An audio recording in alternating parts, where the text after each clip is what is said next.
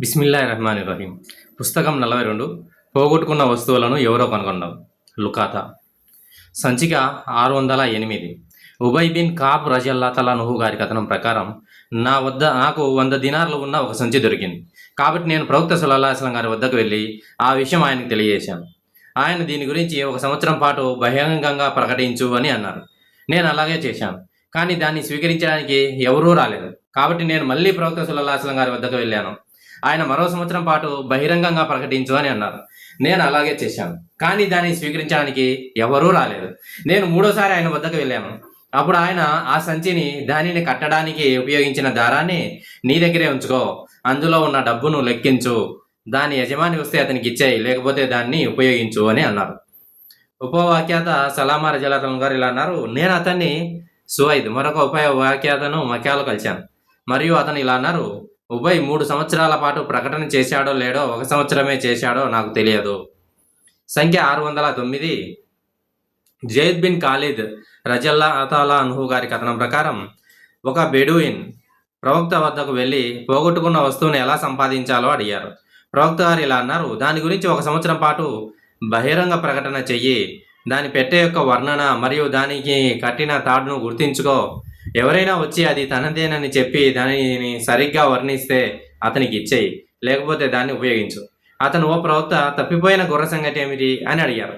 ప్రవక్త గారు, అది నీ కోసం, నీ సోదరుడి కోసం, అంటే దాని యజమాని కోసం, లేదా తోడేల కోసం అని అన్నారు. అతను ఇంకా తప్పిపోయిన ఒంటె సంగతి ఏమిటి అని అడిగారు. దానికి ప్రవక్త గారు ముఖం కోపంతో ఎర్రబడింది మరియు ఇలా అన్నారు.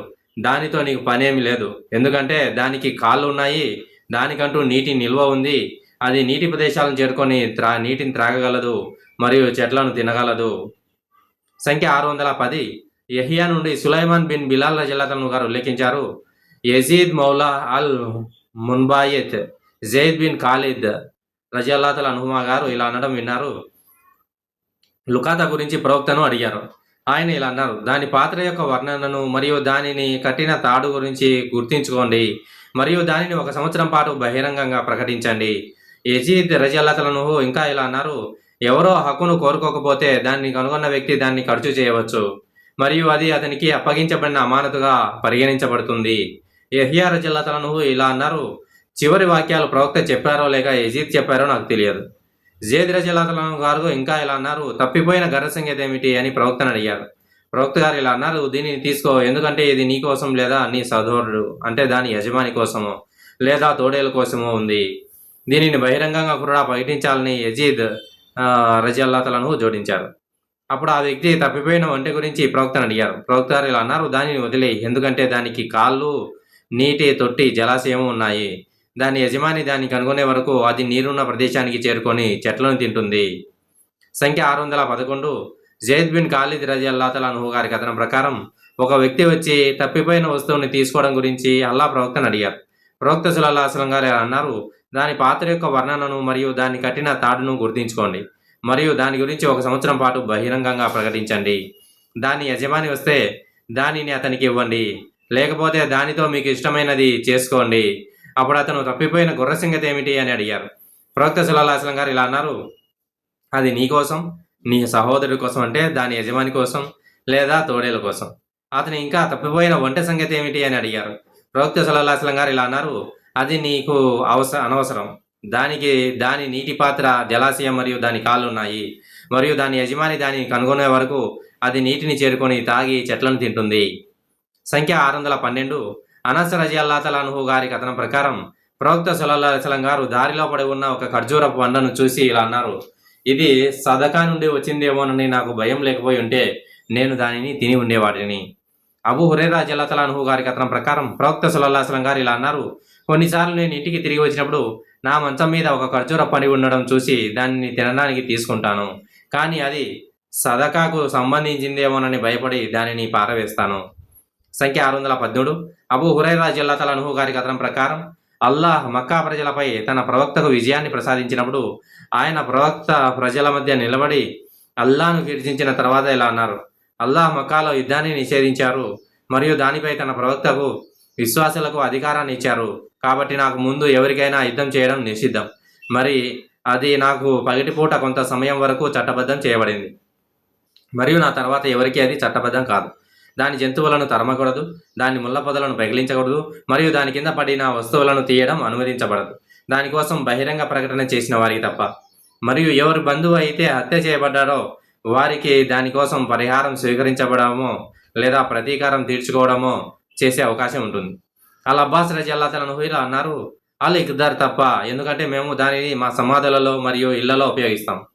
ప్రవక్త గారు ఇలా అన్నారు, అల్ ఇక్దార్ తప్ప. యమన్ దేశస్థుడైన అబూషా లేచి, ఓ ప్రవక్త, దానిని నా కోసం రాయించండి అన్నారు. ప్రవక్త గారు ఇలా అన్నారు, దానిని అబూషా కోసం రాయండి. ఉపవాక్యత అల్ ఔజైని ఇలా అడిగారు, ఓ ప్రవక్త, దాన్ని రాయించండి అనడంలో అతని ఉద్దేశం ఏమిటి? అతను ఇలా జవాబు ఇచ్చారు, అతను అల్లా ప్రవక్త సల్లల్లాహు అలైహి వసల్లం నుండి విన్న ప్రసంగం. సంఖ్య 614. ఇబ్నే ఉమర్ రజల్లాహు అన్హు గారి కథనం ప్రకారం అల్లా ప్రవక్త సల్లల్లాహు అలైహి వసల్లం గారు ఇలా అన్నారు, ఒక జంతువు యజమాని అనుమతి లేకుండా దాని నుండి పాలు పిండకూడదు. ఎవరైనా తన నిల్వ గదికి వచ్చి తన పాత్రను పగలగొట్టి తన ఆహారాన్ని తీసుకుపోవడాన్ని మీలో ఎవరికైనా ఇష్టమా? జంతువుల పొదుగులు వాటి యజమానుల నిల్వ గదులు, అక్కడ వాటి ఆహార నిల్వ ఉంటుంది. కాబట్టి ఎవరు ఇతర జంతువుల యజమాని అనుమతి లేకుండా వాటి నుండి పాలను పిండకూడదు. సంఖ్య 615. జైద్ బిన్ ఖాలిద్ రజల్లాహు అన్హు గారి కథనం ప్రకారం ఒక వ్యక్తి అల్లా ప్రవక్తను లుకాతా గురించి అడిగారు. ఆయన ఇలా అన్నారు, దాని గురించి 1 సంవత్సరం పాటు బహిరంగంగా ప్రకటించండి. ఆ తర్వాత దాని పాత్ర యొక్క వివరాలను మరియు దాని కట్టిన తాడును గుర్తించుకోండి. ఆ డబ్బును ఉపయోగించుకోండి. ఆ తర్వాత దాని యజమాని తిరిగి వస్తే ఆ డబ్బును అతనికి ఇవ్వండి. ప్రజలు అడిగారు, ఓ ప్రవక్త, తప్పిపోయిన గర్రె సంగతి ఏమిటి? అల్లా ప్రవక్త ఇలా అన్నారు, దీనిని తీసుకో, ఎందుకంటే ఇది నీ కోసం, నీ సహోదరి కోసం లేదా తోడేల కోసం ఉంది. ఒక వ్యక్తి అడిగారు, ఓ ప్రవక్త, తప్పిపోయిన వంట సంగతి ఏమిటి?